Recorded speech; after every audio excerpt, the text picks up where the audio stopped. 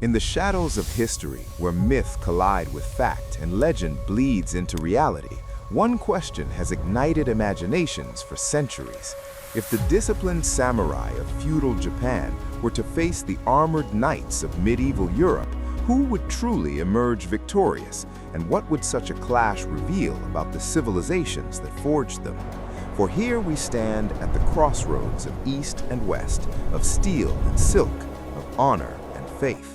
And the story begins not on the battlefield, but in the cultural crucibles that shaped these warriors into symbols of their age. For the samurai were born in a land of rising suns and shifting shogunates, where loyalty to one's lord was bound by the code of Bushido, a philosophy that demanded courage, honor, and self-sacrifice, while the knights were molded in the crucible of Christendom, sworn to defend their faith and their liege under the chivalric code that exalted piety, valor, and protection of the weak. And so the tale unfolds, a cinematic journey across centuries, oceans, and philosophies, where we peel back the layers of armor and silk to uncover the essence of two warrior classes that defined their world. For the samurai, clad in lacquered lamellar armor, wielded the katana, a blade forged with meticulous artistry, curved to slice with precision and imbued with spiritual significance, while the knights, encased in chainmail and later plate armor, bore the long sword, a weapon of crushing force designed to pierce and cleave through enemies with sheer weight and leverage. And yet, weapons alone do not win wars, for behind each blade lies a system of training, a philosophy of combat, and a worldview that dictates how battles are fought and lives are lived. And so we must journey into the dojos of Japan, where samurai honed their skills through kenjutsu, archery, and mounted combat, their lives steeped in discipline from childhood, their minds sharpened by Zen Buddhism, which taught them to embrace death as inevitable and thus fight without fear.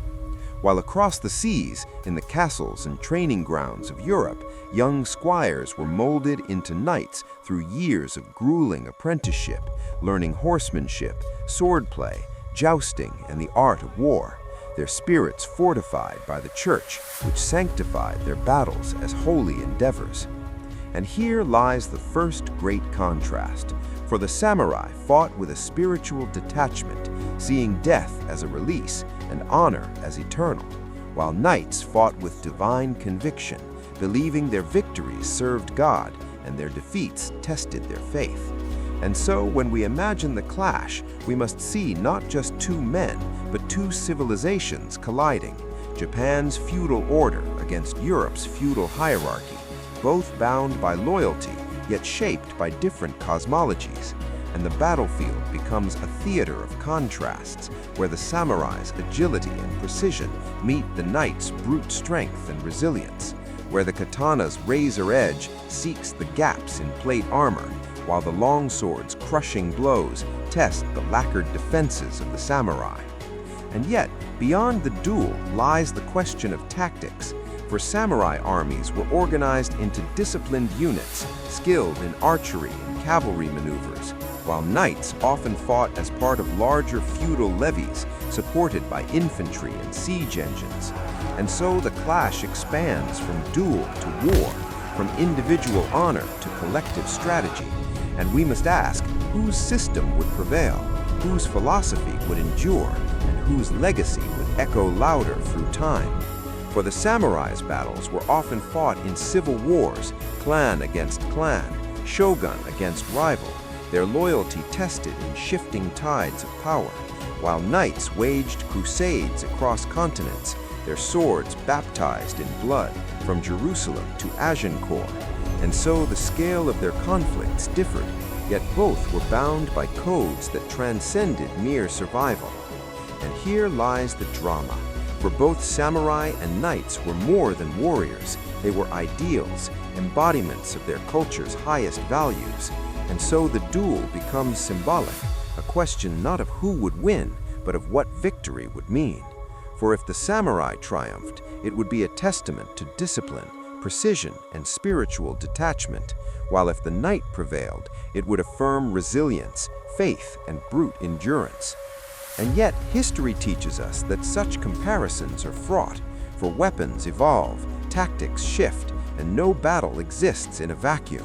And so we must explore the nuances, the samurai's mastery of the bow, their ability to strike from horseback with deadly accuracy, contrasted with the knight's reliance on heavy cavalry charges, their lances breaking enemy lines with sheer momentum. And we must consider terrain, for in the forests and mountains of Japan, the samurai's mobility would shine, while in the open fields of Europe, the knight's armored cavalry would dominate.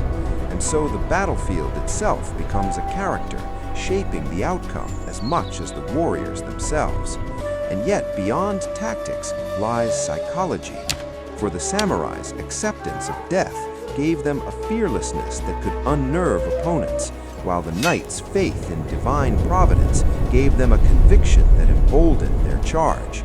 And so the clash becomes not just physical, but metaphysical, a duel of philosophies as much as swords. And here the cinematic drama deepens, for we imagine the samurai calm and poised, his katana gleaming in the dawn, facing the knight armored and resolute, his longsword raised in prayer. And the silence before the clash becomes deafening, the weight of centuries pressing down, the anticipation of cultures colliding.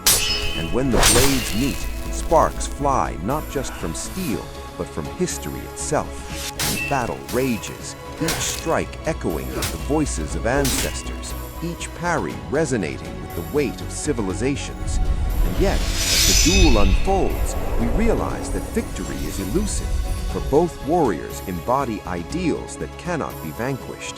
And so the question remains, unresolved yet eternal. Who would win, samurai or knight? And perhaps the answer lies not in the battlefield, but in the legacy. For the samurai's influence endures in Japan's culture, its art, its philosophy, while the knight's legacy echoes in Europe's literature, its chivalric ideals, its romanticized vision of honor. And so both live on, not as victors or vanquished, but as symbols of humanity's quest for meaning in war.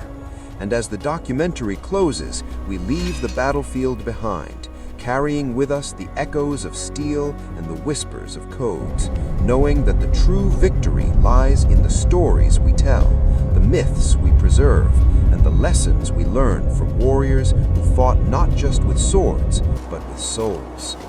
And so the tale ends, not with triumph or defeat, but with the eternal question lingering in the air, a question that will forever ignite imaginations. Samurai versus knight, who would really win? And what does it mean that we still ask?